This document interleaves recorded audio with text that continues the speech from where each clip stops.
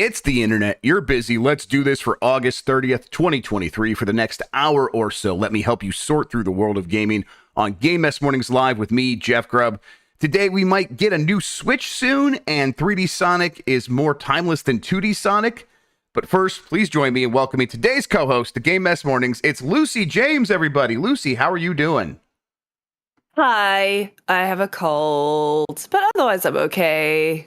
You sound like you're getting better, but I bet it doesn't feel that way. Is it just still like kind of? Oh, yeah. I mean, Monday morning in the meeting, you heard how bad it was. Right. Yes. No, I feel much better than I did on Monday, and it's not Corona good, which is good because I've been testing every day in prep for PAX. Yep. It's not COVID. It's just a really miserable cold that I got from Gamescom. But honestly, if that's the only thing I got from Gamescom, I'll take it. Yeah. I'll take it. Lucy, what do you mean by that? Well, no, as in like COVID. Okay, COVID. All right. I thought we established no COVID, and then you're like, if that's the only thing I brought home. Like, what are you like? You bringing home a dark passenger? Like, what's going on here? Dysentery. I don't know. Of course, it was like 300,000 people there. That German dysentery, that hits different for sure. Absolutely. No, those tiny German beers hit different. Let me tell you. Oh, that I totally believe. But yeah, Gamescom, was it a good time? Yeah, it was a really fun time. Glad to hear that. I have missed Gamescom. I haven't been since 2018. It's good to know that it is exactly the same. And I, got to see all the usual suspects. For me and Tam, it was really good to see all the folks from the UK and Europe who we used to kind of like pal around with. But honestly, like, it was just a fun show. I thought our schedule was pretty light, and then it was not. It was really busy, but got to see some really cool stuff. Got to see all the, got to see that Starfield presentation, got to see a bit of the Fallout TV show. Biggest highlight for me, obviously, was Alan Wake 2. We went off-site, which was even better. We got to go down. Did you go to Sam Lake? Did he have a lake that you went to? That'd be good. A little lake house. No, they actually did it in a little theater that was not anywhere near Gamescom. They made posters, like in-universe posters of like Alex Casey and Alan Wake's books and stuff.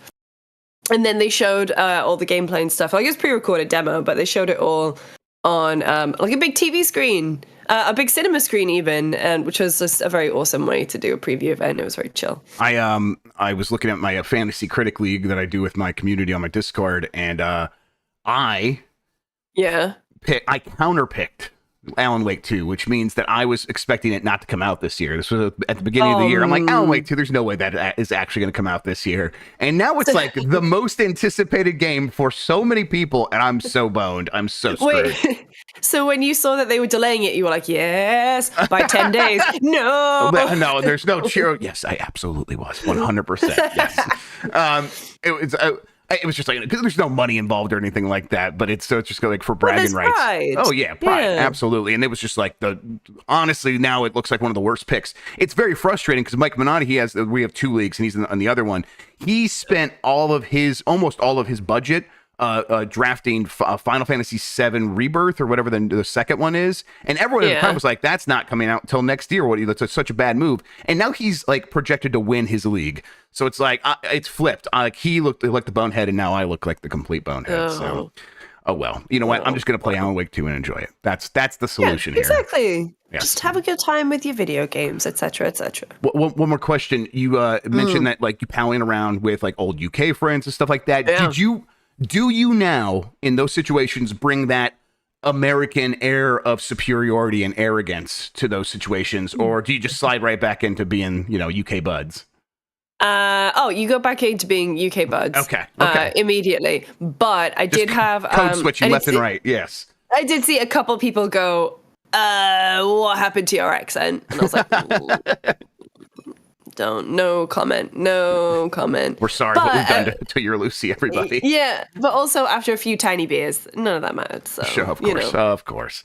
All right, we got a lot to happen in today, so let's explain what we do here. Most weekdays, I, Jeff Grubb, will help piece your gaming life back together.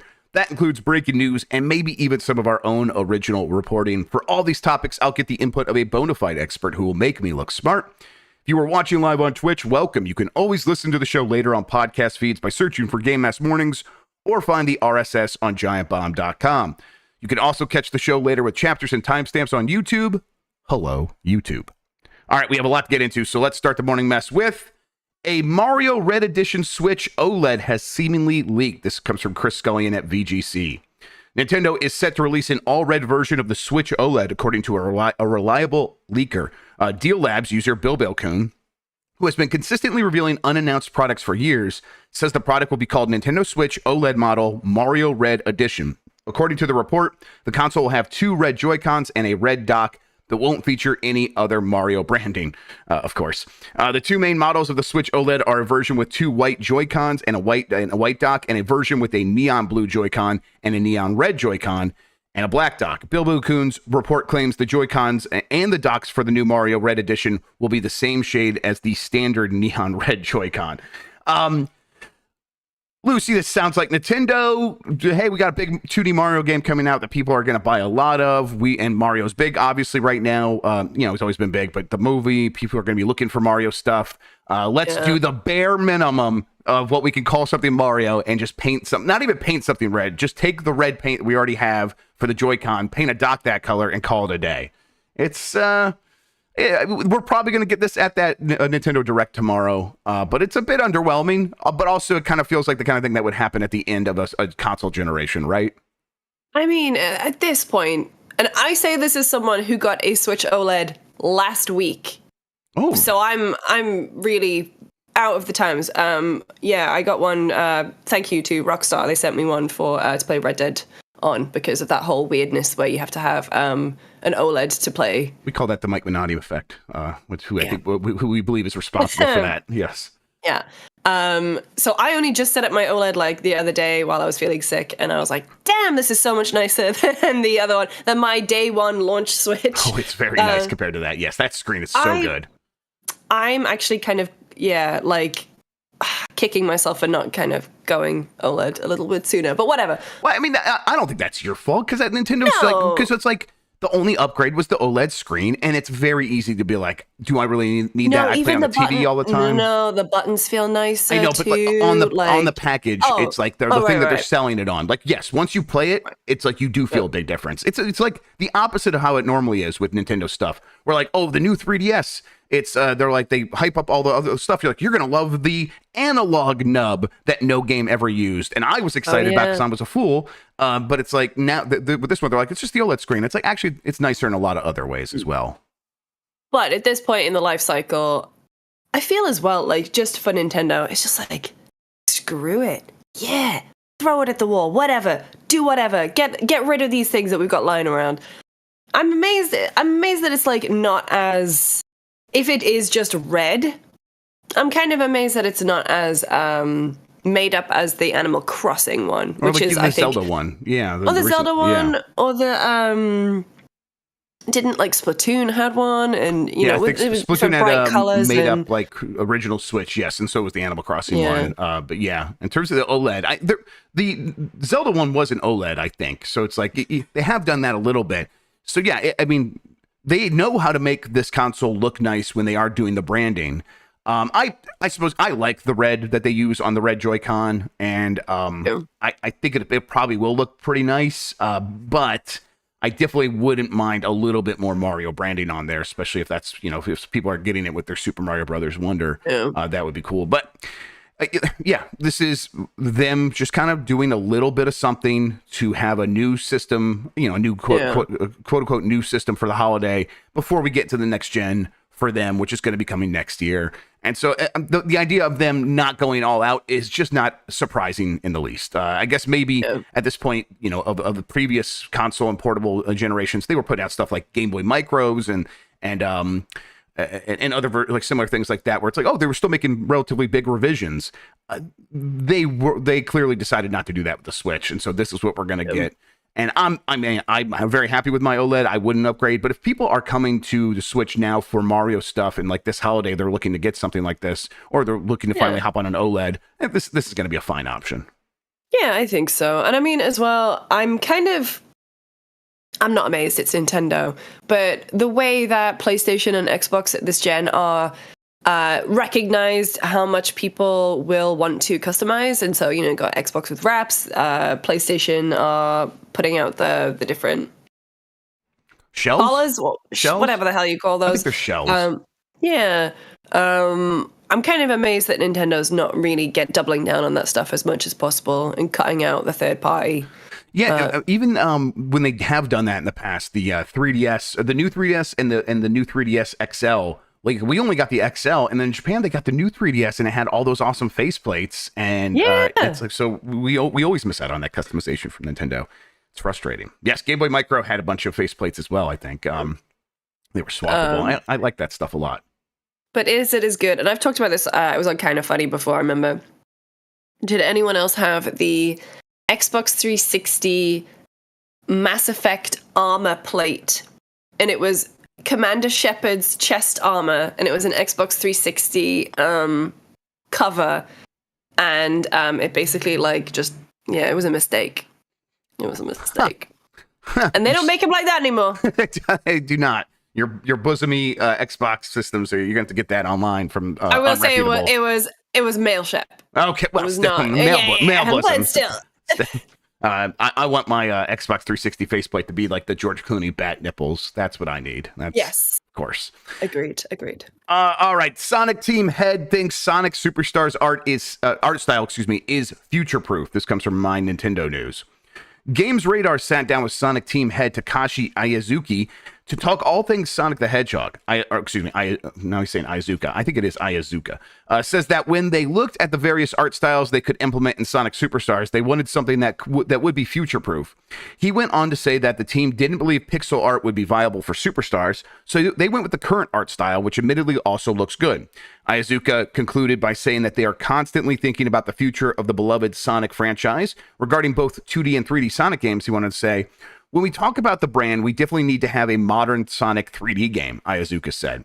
We also feel we need to have classic Sonic 2D games. Those are our fundamental pillars that we need to have. We're expanding into movies and TV, but we still need to have both 3D and 2D lineup for our gaming audience.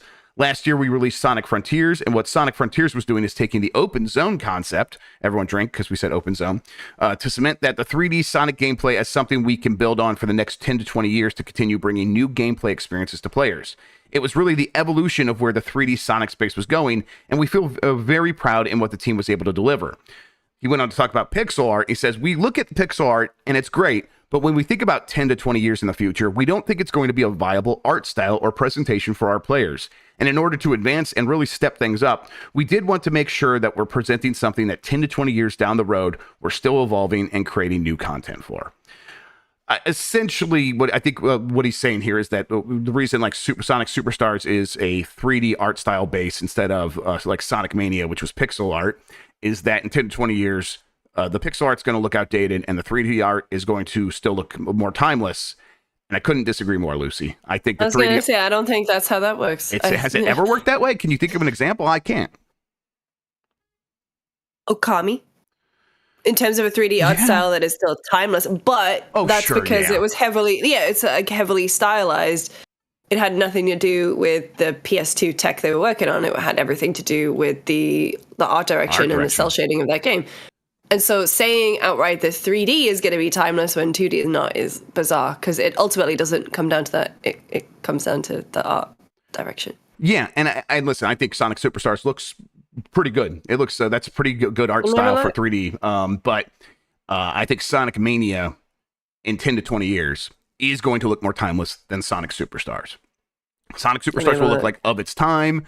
Because I mean, maybe it's just the fact that like 3D art is more than likely going to change over time, and for 2D pixel art, we sort of decided like this is what we're going for. This is what we want it to look like, and if you do more stuff with that, that's fine. But there is kind of an ideal like Sonic form, and it is that 2D Sonic style. I wonder if the subtext here is kids like 3D more than 2D, which I also find it hard to argue against that. They think that kids like 3D more than 2D. Maybe they do. Yes, maybe they just think that. Kids don't know what's good for them. That's definitely true. The kids love trash. That's our motto on this show. I you know, Disney and DreamWorks and all these companies that make animated films have mostly stopped making 2D animated pictures because kids kids get excited to go see 3D films or 3D animated computer films more than 2D, and even like. I remember Jeffrey, the Quibi guy. Now I can't remember his name. Katzenberger. Thank you, Katzenberger. Yeah, he was like Katzenberg.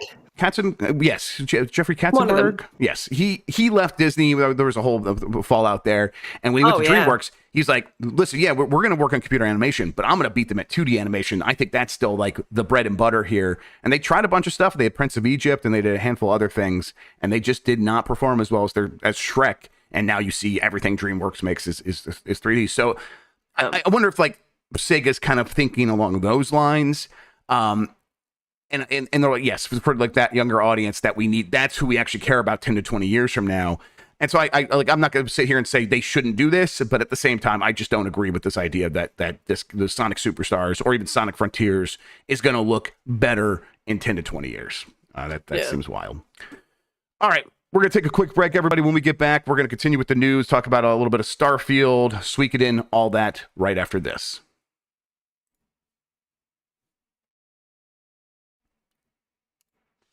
All right, we're back, and we have some news about Starfield's sales so far. It's not even out yet, but Starfield is Steam's top game to the surprise of no one. This is from Andrew Heaton at Destructoid. The amount of hype. It's not even out yet, and I am exhausted by it. Oh boy, yes, it is. It's already rough. I'm so glad that I'm going to be traveling tomorrow. That's what I'm so glad that I'm going to be on a 24-hour train tomorrow. The amount of hype that for Starfield easily rivals the biggest games of this year, which is really saying something. In fact, the anticipation is so enormous that Bethesda's upcoming sci-fi RPG is already topping the Steam charts. If you head over to the website, you'll see that at the time of this writing, Starfield is currently at the number 2 spot on Steam's top sellers. The only thing beating it is Valve's own Steam Deck device, which means the upcoming sci-fi RPG is number 1 in terms of actual games. This puts it ahead of Baldur's Gate 3, which is crushing it on Steam still. And we expect that, sales will probably continue as it comes out. But the hype, the anticipation is there. And I think that explains why there's so much anxiety out there, one way or the other, for people who want this game to fail and for people who want this game to succeed. They are losing their minds, Lucy. And it's been real dumb this week. It's been dumb for the past couple of weeks, but this week it is really reaching its zenith. I mean, dude, first of all, where do you even begin? Every single fucking take I see about Starfield from whoever is just absolutely ridiculous. I am so exhausted by it. I've been doing this a long time, okay? I've been in the industry for over 10 years. I've been at GameSpot, it'll be 10 years next year. And just like, nothing has exhausted me more than the Starfield discourse. And the game isn't even out yet. Yep. And the thing is, it's like, Virtual Jam, you're saying, like, don't read Twitter. That is absolutely correct. However, unfortunately, part of my job. And it's just like, console wars are inherently very, very stupid. And this one, I don't know why, but the hackles are up about Starfield. And I'm like, I'm even exhausted. You know what? I'm just going to say it publicly. I'm really exhausted by seeing everyone post like, I've got the game and here's when my review will be. And it's like, that felt really weird. Yep. To see everyone kind of doing that about this game. And it's just like, no one does that for anything else. Like, if you have an embargo to say when you can say the embargo, just post it from your outlet. Yeah, I think it's different if you're a content creator and you could say, hey, like, I have the game. But, like, seeing people post it with, like, pictures of Starfield mugs and stuff, that was where I was like, that's weird. That's weird. Yeah, sure. Yeah, definitely. I've definitely seen people do that before with other big games in the last couple years. And it's strange because of the embargo has to be framed in a very specific way to enable that. Yeah. Where, like, they say, hey, you could say you have the game and you could say when the review embargo is.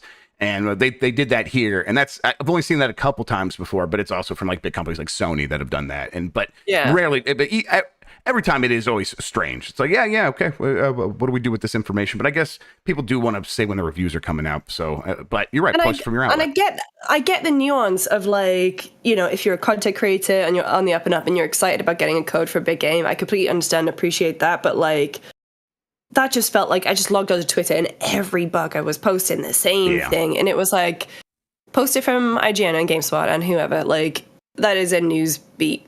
Yep.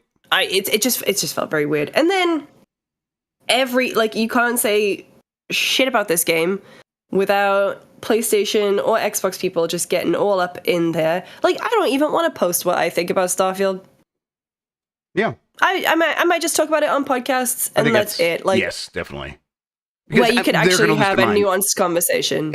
And it's because you can already, I mean, it's already happening. Like, the reason it is so frustrating out there is because things will leak, or people will say one thing, or people discover something, and you can tell that one side is automatically going into defensive mode, and the other side is like, how can I frame this in the worst possible way to make people feel as miserable about this game as possible?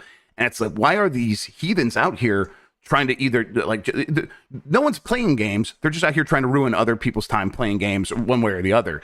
And it's exhausting. And then, I mean, and then this kind of murky, it makes the pool murky for conversation, because Eurogamer will be like, hey, we didn't get a code. We got code, and they told us we weren't allowed to have it. We had to give it to Digital Foundry, and no one from Digital Foundry would allow us to play it.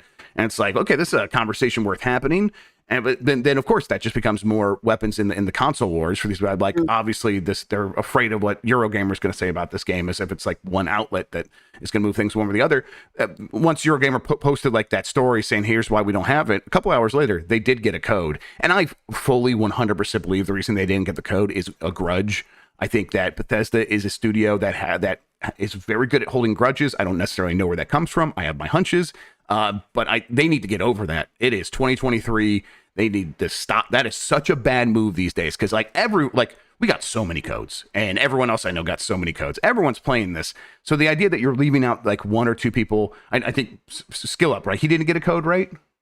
Mm-mm. Yeah. It's just like these big content creators or big sites getting left out. Like, it's like, that just looks bad for your studio. No matter what the reasoning is, you shouldn't do it. It's a bad idea. So, yeah, we're one day away. By this time tomorrow, we'll be there. We'll be past this. And again, I'll be traveling, and I'm just going to talk about it. We got a quick look going up, everybody. That was a fun experience trying to do that and running into spoilers that I couldn't avoid and stuff like that. But we're doing our best to make sure that's going to be ready and edited in such a way that it won't ruin the game for anybody. That is, Starfield is like this big thing that's big and important, and it just feels like people are losing their mind. And it's so frustrating, and we can move on after this, but like, we're at the point where we have so many games coming out. Like, this is an incredible time to be like interested in video games, to play video games. And it's so sad to me that we can't, as a community, celebrate that. And we have to be, not me and you, and not you, but like a big thing in our community is that we just tear each other down based on something that we don't like, and it is exhausting and pointless, and it's just so frustrating. And I think as well, we just haven't had one like Starfield come around in a while in terms of things that have got people really invested in the console wars as well. Stupid term for it, of course. Yeah. It's just exhausted, and maybe it's because it's 8:30 on a Wednesday and I'm feeling ill, but I've had it. Yeah. I've had it, Jeff. Fuck off, kids. You losers. Get a life. Grow up. Anyway, grow up. The words of one who's saying, grow up. Grow up. Anyway, goodbye. Konami's Suikoden 1 and 2 HD remaster have been delayed, or has been delayed because it's one product. This is from Liam Doolin at Nintendo Life. If you were anticipating the return of the JRPG classics Suikoden 1 and 2 this year, you might want to read on. Konami has issued a new notice on its official website and via social media about a slight delay. Suikoden 1 and 2 HD Remaster Gate Rune and Dune and Unification Wars, which is a name that they actually chose to call that thing, will require additional development time to deliver the experience fans expect. The aim is now to release the package as soon as possible, and they go on to kind of explain what's going on here. Hey, I think delaying a game like this right now is a great idea. What a wonderful idea. Yeah. Get out of this. Get out of this time zone. I feel so bad for Immortals of Avium. I feel so bad. I mean, Sea of Stars got 100K in like a day. That's great. Goodbye Volcano High. Like, this particular release window between start of August to the end of the year, absolute nightmare. If you're delaying, that's probably the best bet for you right now. Yeah, there's a certain balance where when a lot of games are coming out and people are excited, that I think it can be good for other games because people are like, oh, man, I'm just having so much fun playing games. I'm going to get my Switch out or get my Steam Deck out or get on the computer, get on the console, and just kind of hop on there and see what's available to play while I wait for the next big thing I'm really excited about. This is like beyond that, to the point where it's like now people are completely strapped for time, so they are making some tough choices about what they're going to play, let alone what they're going to buy. So yeah, and I mean as well, like you can't even say that December is a viable release window anymore because the Game Award. I mean, if you want to go in for Game Awards, like because the cutoff is you got to be in, at least in November. Early November. Yes, you don't stand a chance. And then no one remembers. Yeah. And like I think even last year, and this is a testament to it, is that I can't even remember what game it was, but something came out in like December last year or the year before, and we were like, okay, everyone, remember this for Game Awards next year. Yep. No, doesn't work like that anymore. Remember, we were like Cyberpunk came out in December, like that'll be for next year's Game of the Year awards, and that didn't work out for that game. Not like as that. A Cyberpunk defender, it's a good game. I like it. I like it too. I gave it 3 out of 5 because I like it. It's a good game. All right, Sea of Stars sold the aforementioned 100,000 copies on release day. This comes from My Nintendo News. The long-awaited pixel art adventure Sea of Stars received some excellent review scores earlier this week, just before the game launched across multiple platforms, with critics comparing it to some of the strongest RPG entries in the 16-bit era. The game finally released yesterday, and sales have been tallied, and it has already sold 100,000 copies across digital marketplaces, including the Nintendo eShop. Developer Sabotage Studios thanked fans for the success. That's really good, and I expect the game to continue selling. It's probably, but next time we're going to hear about it will be a couple weeks, and I bet it's going to be about 1 million copies sold pretty easily. Yeah. This feels like one of those games that, especially an indie JRPG on the Switch, I mean, it's going to sell well everywhere, but these games sell especially well on the Switch. I think it's going to it's going to be like the new Hades or the new Golf Story on that system, I think. Yeah, and I think as well, kind of coming out, people were obviously very interested in it. Then reviews came out, 10s across the board. And folks in chat are saying, rightfully so, it's on PS Plus and Game Pass, and it's still selling 100,000. That's awesome. Like, good for them. Yep, that's, and of course, that means a lot of people on those systems are just going to play it in their subscription service. But a lot of people are just still choosing to buy it. So yeah, it's all around. That's the ideal scenario, is that you have a game that looks pretty good. You get good review scores. You put it in these online services, so you get money up front, and then people discover it that way, and they tell their friends, and then people start buying it as well. And it's like everything is hitting for Sea of Stars, so just a good thing for that game. And another one that I'm eyeing, but I don't know if I'll ever really get around to it this year. I would love to, but I don't know. Have you played it at all? No, Gerard is completionist is really big into it. He's been singing its praises for a few weeks now, kind of in the FPS chat. I never really grew up with those games, so maybe this is going to be the one that gets me into it, but I just don't have time right now. I'll be going from, I'm still on Baldur's Gate, Starfield, going into the October craziness. I'm traveling a lot. Also, I may have downloaded... Oh, what have you done? Alan Wake, Quantum Break, and Control. Oh my God, Lucy. I thought you were just going to say Alan Wake. No, because I replayed in that universe, right? You don't have to do this. Okay, so, right. Sean Ashmore's back. He is back. Sean Ashmore is in Alan Wake 2. He is in Alan Wake 2. Also, so, first of all, I don't want to throw people under the bus, but in the session that we were in, we saw him pop up on screen, and me and Tam were like, "Oh, he's Jack Joyce, baby, he's back." He's playing a character called Tim Breaker or something. I am the Tim Breaker. Well, the Breaker of Tim. Tim Breaker. Well, because anyway, it's like me and Tam were like, "Hey," and then there was a group Q&A after, and no one asked about him, and I was like, "Are we just gonna ignore the Iceman in the room?" Anyway, apparently, I never played Quantum Break, so and also Remedy been saying you don't need to have played any of the other stuff before getting this.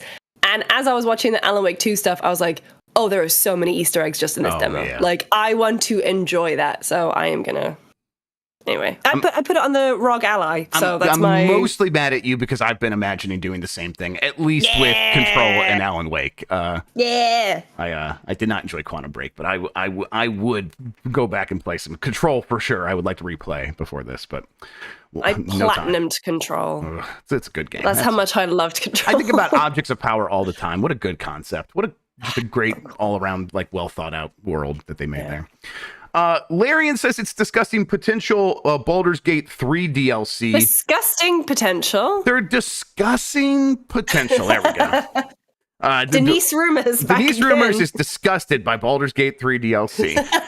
This is from Tom Ivan at VGC. Larian Studios is discussing the possibility of expanding Baldur's Gate 3 with DLC. Senior product manager Tom Butler told IGN that the studio is currently focused on releasing the console version of Baldur's Gate 3, and that it will be occupied with patching the base game for the foreseeable future. We'll talk about that patch here in a second.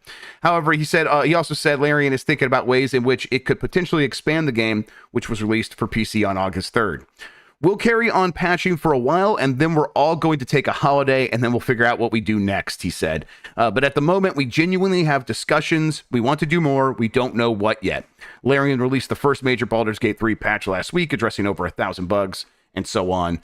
Patch 2 is coming up. Again, we'll get to a story about Patch 2 here in a second. What do you want from DLC? When do you expect it? I know you're super into Baldur's Gate 3. It seems the kind of thing where if they were to drop DLC next holiday, like, this game could have another surge of popularity. A lot of people would come back to it. Is that kind of the timeline that you're expecting? Oh, yeah. Dude, leave me alone. Larian, get out of here. I need to finish your game first. I'm still in Act 2. I'm like 50 plus hours in. I'm still in Act 2. Honestly, the main thing I want from them right now, immediately, is I want it to run better. I'm at the kind of apex of the game where performance is definitely suffering. Maybe because as well, I'm switching between handheld and it's not a PC with a 3090. It apparently gets much worse even in Act 3. So if you're in Act 2, you're probably gonna get even rougher as you go forward. Yeah. So I don't know. I just want them to keep, like, iterating, fixing on stuff. DLC wise, I don't know. I mean, I don't know where this story goes, so I don't even know where or what I could do with it. Like, well, I mean, okay, let's say that this story wraps up in a very conclusive way, which I have no idea if it does, but let's just say it does. Do you think that they could just do a whole new campaign as DLC? Oh, probably. I mean, not to speak for the devs, but not easily. I would love genuinely like a Mass Effect Citadel style, like a one shot. Yeah. To use D&D parlance. Something that doesn't really tie into the main story, but can still be ideally all my gangs. Ideally, I think that's exactly right. And in a perfect world where they're able to do those with, in an affordable and quick way, I think it'd be really fun if they could do some, like, themed one shots, like a sort of a holiday themed one that they put out next Christmas and stuff like that. And I think cool. A Halloween one, I think that could be really fun. Yeah, obviously it would be more D&D themed, but that could be a very fun thing to do. They probably won't have the resources to pull that off because I'm sure they're going to do DLC. Their biggest priority going forward is going to be a sequel to this game. I mean, you don't put a game out that sells like this, then you don't follow up with relatively in the next 4 or 5 years, and they're going to get to work on that. So, but I think that the Mass Effect style is probably the right way, and there's a lot of good examples of that. The Citadel one obviously being the best. Just having the characters be able to have like a party with like low stakes and everyone kind of getting together and having the characters interact with one another in that way, that could be really fun. Yeah, I mean, someone's going to do it because it doesn't look like BioWare are doing it anymore. How are you feeling about that news, about what's happened over at BioWare? I mean, I don't feel great about it. I was kind of cautiously optimistic about that game. To talk about Mass Effect, anyway, kind of cautiously optimistic about it, but like, yeah, it doesn't look good. Getting rid of all of the old veteran writers, not a great look. Game's been in development for a very long time. Same with Dragon Age. There's no way EA are recouping those costs at this point. I don't know. I think they're just going to want to shove it out the door and say goodbye to it. Yeah, that's so I'll say that. I'll start off by saying internally at BioWare, they're still mostly very happy with Dragon Age Dreadwolf. I know all of the news surrounding it is pretty grim. And what I talked about last week with like, you know, the game keeps getting delayed internally and stuff like that. Yeah, that's happening, but that's like normal video game stuff. Like they haven't talked about it publicly for a reason. And so it like they haven't announced a delay. It's just internally they keep moving because they've been afforded the opportunity to keep moving it. But when they talk about like how they feel about the game, they're pretty happy with it. So I want to like give people some hope that like things could turn out well for Dragon Age Dreadwolf. But that said, you know, that studio is definitely feeling the pressure to deliver, and they are feeling the pressure to cut costs, which is never a great thing. And the fact that I mean, I'm not going to ever get over, Lucy, them basically the week or the month that Baldur's Gate 3 comes out and destroys the world, firing the writer of Baldur's Gate 1. Or laying off that is kind of a crazy thing, and it shows that like, okay, something went wrong here with EA and BioWare, right? Yeah. All right, that Baldur's Gate 3 patch is coming soon. It will improve performance. The big thing that they're going to focus on. This comes from Ollie Welsh at Polygon. The second major patch for Baldur's Gate 3 will improve the game's performance, particularly in Act 3, where it often struggles. And it will begin a push to expand on the game's epilogue, including freshening out the endings for the Karlak character, as many fans have requested. That's according to a new community update that developer Larian Studios posted to Steam on Tuesday. The developer wasn't specific about the timing of patch 2, but said it was just around the corner. Have you, like, as you encounter more of these performance problems as you get later in the game, and I don't know, maybe you've encountered some bugs, have you, like, slowed up in hopes for a patch, or are you just playing as much as you can whenever you can? I just haven't played for the last week just because I've been traveling. Right, yeah, of course, yeah. I took my ROG Ally to Germany and back. However, I took a bunch of pills, legal pills. And so I passed out on the flight there and back, so I didn't play anything. Sean, real quick, can you give me an audio clip of that real quick? Legal pills. Legal pills. Actually, they were controlled substances, which I had to get my doctor to prescribe me. So no, I just haven't played in a while. And then I came back, and I've been sick, man. Like I'm in a big movie phase right now. Okay, what are you watching? I'm watching. Oh, okay. So I love this. I love movie era, Lucy. I'm getting big on Letterboxd as well. Oh, okay. I don't know if I'm following you there. I will though. Lucy James Games everywhere. Oh. I watched, when was it? The Prestige just before I left. I watched Sunshine last night. I watched Eastern Promises the night before. I was going to watch Lady Vengeance, but then I was like, oh, I'm too tired. With the Prestige, I was thinking about that yesterday because Kind of Funny was doing that pizza thing where they're like, Roger like boiled down Mountain Dew and put it on the pizza, and it looked like pesto, and then he crushed up Doritos and stuff on there. And I was looking at it, and all I could think is that scene from the Prestige where the guy's like, it's been a very long time since I've seen real magic. And it's like, I'm just completely I'm astonished at what you've accomplished here, Roger Picorni. So Prestige is definitely one I always think about. But tie down Langford double. I've just had 5 people follow me on Letterboxd. Thank you. People love following people on Letterboxd. That's the real social media. That's where I'm going to spend all my time when Starfield comes out, is Letterboxd. Yeah, I'm going to review everything on Letterboxd instead. Jan says, let's watch Tenet on the train. You should totally do that. Absolutely fucking not. I started watching Tenet the other day because I was in a big Nolan kick. I watched Interstellar. I'm sorry, anyone who says Interstellar is a good story. Oh, it's not a good story. It's a great story. Come on. No, listen, okay. Nolan storytelling, it really does require you to they say it in Tenet. Feel, don't think. You got to feel it. You can't think about it. And that's definitely true for Tenet. But it's also true for Interstellar. Here's my recommendation. Actually, everyone's right. If you have kids, Interstellar becomes a great movie. It doesn't matter. You don't think about it in a rational way. Yes. You know, and I would just I was texting people yesterday when I was watching Sunshine, and I was like, would you go into space? Would you go into space? You're asking me if I would go into space? I'm asking you, would you go into space? Yes. If space is like Interstellar, if it's like Sunshine, if it's like okay. If I'm okay, I would Event Horizon. I would go into orbit for sure. Would I travel near the speed of light to the point where then the relative time is changing so that I'm aging slower than my children? Almost certainly not. No. Well, it's okay because your love transcends time and space. Well, listen, I know that. Absolutely. But I don't know if I could tap into it. I don't know if I have the right bookshelf. I got an IKEA bookshelf. I don't have the magical time bookshelf. So I'm missing some features that he had. Yeah. I just don't understand people who want to go into space. I don't understand it. Why would you want to? You would die up there. You will die up there. Yeah, but we're going to die down here. Yeah, but like my PC's here. Okay. I thought you were like, there's like trees here and it's nice outside. No. And you said PC and Lucy, James, fuck yes. Hell yes. My cat's here. These are very good arguments, and you're right. Thank you. I don't know. I like space travel. I like the idea of it, but yes, Interstellar is kind of a horror film when you start actually thinking about the implications. Music's great. I think the setup for Interstellar is fantastic. I just think he loses it with all the black hole stuff. I definitely felt that way the first time, and then since rewatching it a bunch of times, I'm like over it, and very much the emotions do work for me. But okay. Yeah, all right. You know what? Let's keep it started. We're getting off the rails here.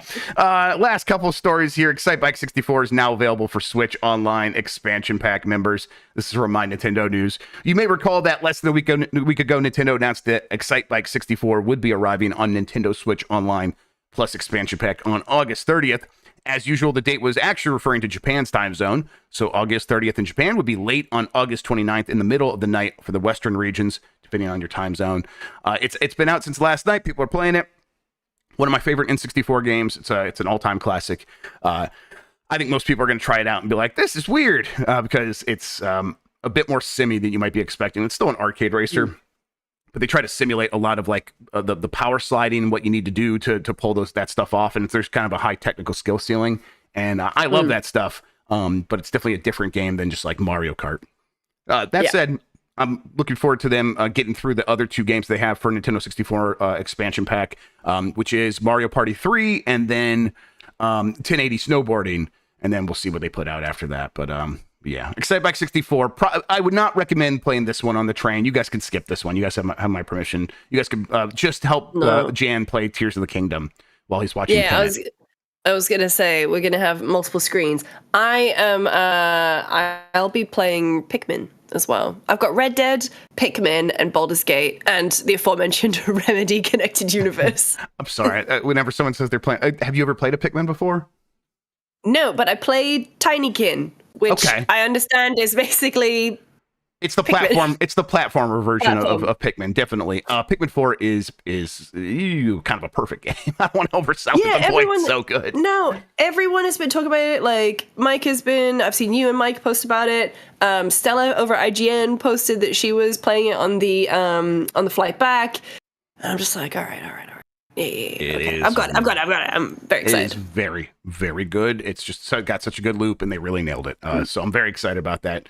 Glad to hear it. I was like, oh, that's going to be the game that like I'll be very excited about and come game of the year. Won't have a chance. Maybe we get enough people to play it, and maybe we'll have a chance. We'll see. Or maybe you won't like it. We'll see. We'll see the two.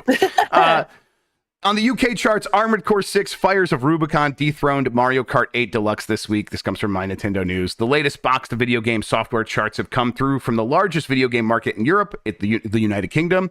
This week's, there's a new number one. It's the long-awaited Armored Core 6 Fires of Rubicon, which just eked out Mario Kart 8 Deluxe. That's not true, but Mario Kart 8 Deluxe is number 2 on the chart. It was number 1 last week, which is just messed up that Mario Kart 8 Deluxe was the number 1 best-selling game in the UK at physical retailers last week.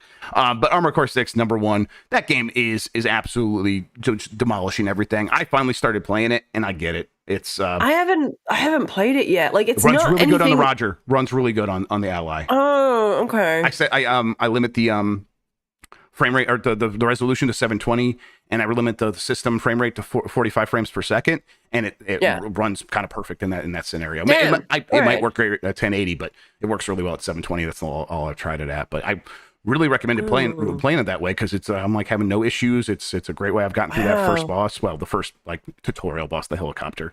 But yeah, it's a beautiful game, and the action is as advertised. Where people are like, hey, if you like big mechs moving around fast and doing cool stuff, and or if you want them to feel big and lumbering, you're going to get to that as well.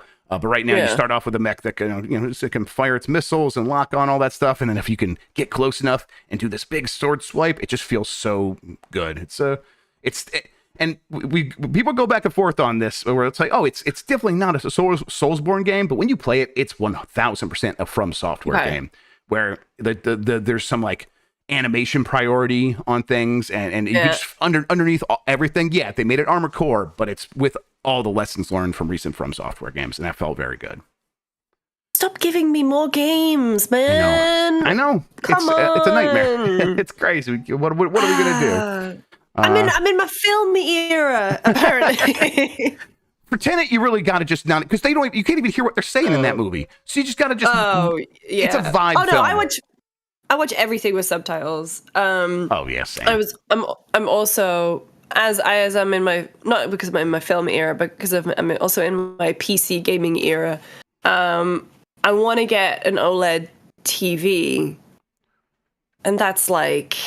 Would you like maybe use that as like your PC monitor?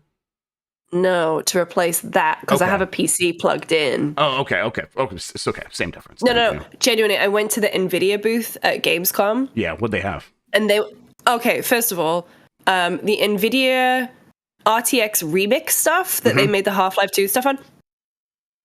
Unbelievable. Holy shit. The new tech coming out of NVIDIA, these past few weeks that they've announced, that DLSS 3.5, I cannot get over it.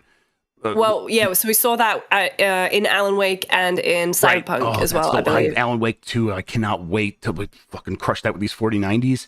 Oh, man, that is so exciting. I mean, ray tracing's been promised for years. It finally looks like it's delivering on that promise. I'm like legit into it. It looked so good. And I was like, I have a 2018 TV that I just need to get an OLED, man. Just need to get an OLED. I mean, if you that would be my recommendation. If you're plugging it into a PC, get an LG OLED, because that's gonna have all the features that you want. I'm using a Sony TV that's pretty good for my PC over there when I'm playing Starfield, and it's good, but it doesn't have any support for any sort of G-Sync or FreeSync. And the OLED from LG just straight up has G-Sync support and all that stuff, and that would make a huge difference, especially in any game that has any performance issues. So yeah. God damn it. Yep. And in a game like anything that's running ray tracing, you're probably going to have that variable frame rate, so that would be very helpful. Yeah. Okay. All right. Well, let's get out of our news and out of our film eras and talk about the poll from yesterday. Actually, while I get that up, Lucy, what do you have happening? What do you have going on that we want to tell people about? You got any GameSpot videos going up later this week while you're traveling? Yeah, so, I mean, we have all the stuff from Gamescom. So Tam and I saw Alan Wake. We did impressions on that one. We did Spot On, where we had an interview with Rod Ferguson and Chris from Blizzard about Diablo and how it's actually pretty difficult to fix a live service game. Who knew? And then we are shooting Spot On today. So I think we'll probably end up doing a bloody episode about Starfield, despite, reviews not coming out until tomorrow. But I'll be going up on Friday. And then tonight, 9:30 p.m., Tam, Jan, Jams, the collective, the three of us, we are gonna be boarding the Amtrak in Emeryville, and it's gonna take us 22 hours to get up to Seattle. I'm so excited. I'm so jealous. That's gotta be, I mean, just to be able to disconnect for that continuous hours, and if you want to connect, you still can and do stuff, but you have an excuse for everything. I'm traveling. I'm on a train. I can only do so much. That's so exciting. Cool. I'm I wanted to make that happen, but man, I'm happy you guys are gonna actually have that going. Do you have any? I mean, listen, I know you guys talk about playing some games. You have multiple screens, maybe some movies. Yeah. Do you have any other plans about maybe live streaming IRL or something like that? I mean, I'm going to leave that in Jan's hands. He's just posted that he's bringing Jenga. So I'm down. But also I'm Trainga. I'm going to make... My portmanteaus are off today. I'm sorry.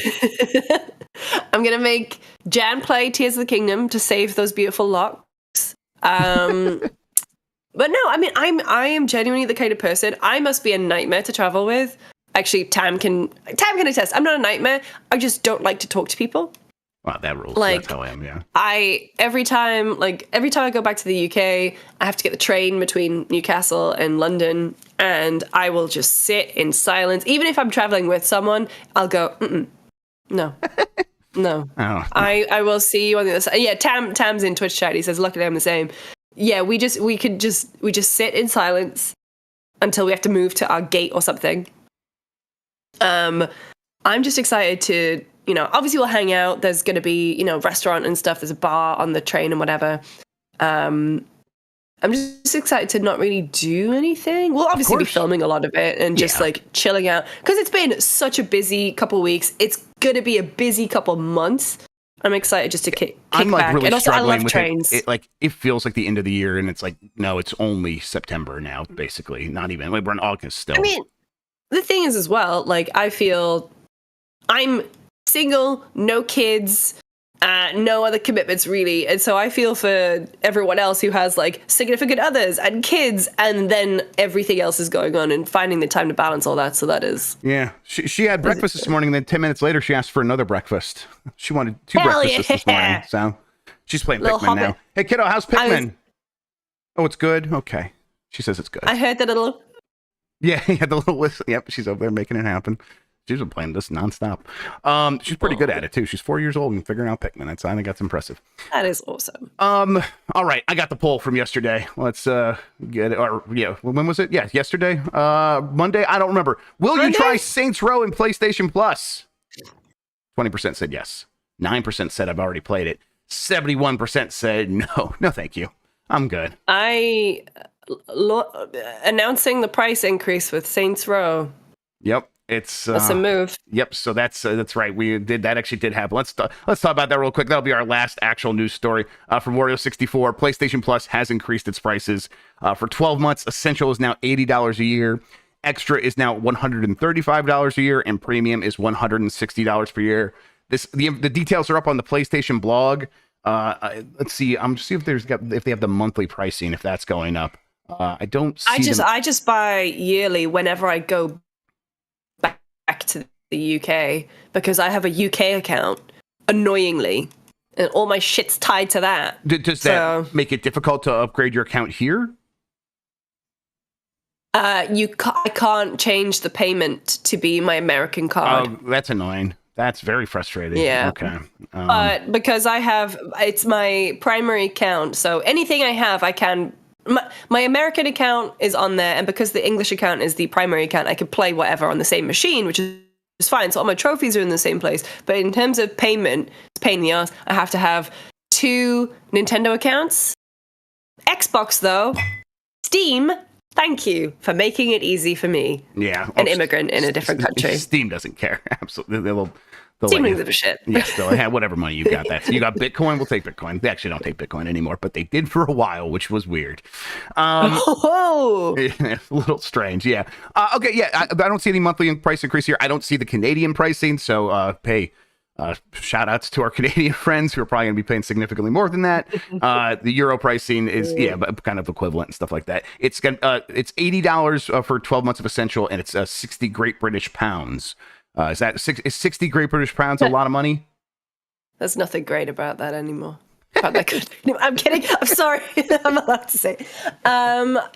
60 quid for the year. It's actually not too terrible. But I mean, I have the premium, right, which I never use. I only got it because we were doing a bunch of videos on PS Plus, and then I think I'm just going to go back to regular.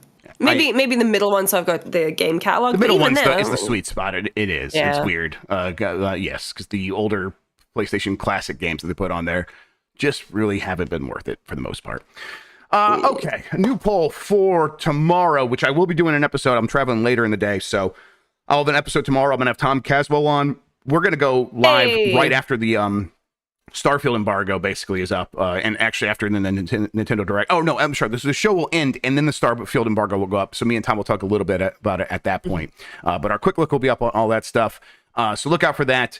In the meantime, though, the poll for tomorrow: which do you think will look better in 10 to 20 years? Sonic Mania pixel art or Sonic Superstars 3D art? You can vote now. Go to youtube.com/giantbomb and find it under the community tab there. Okay, Lucy. thank you so much for spending today talking with me about video games. I really appreciate it. And films. And films, of course. And yes, in your film era. Everybody, thank you for watching. Thank you for listening. You're the best audience in gaming. Until next time, have a good one. Take care of yourself, and goodbye. All right. That was fun.